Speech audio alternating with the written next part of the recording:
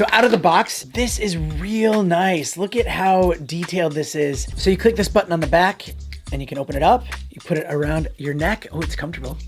You find that spot and push in, click. Gotta get it right. So that's the tricky part. Oh, is it down?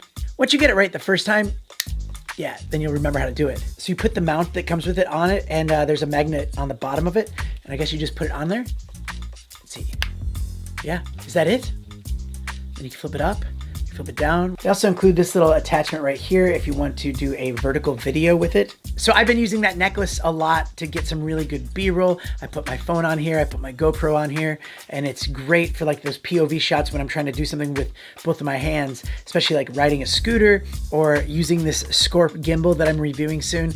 And I love how quick and convenient it is, and also just travel friendly. It takes up like no space. Let's try this again. See how quick? Oh, that was quick.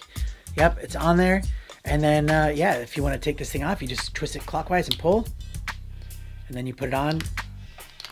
It just like fits into place with that magnet. That's great. Also, if you have a phone mount that goes to like the action camera mount, you can just do the same exact thing and you can get some really good POV shots with your phone.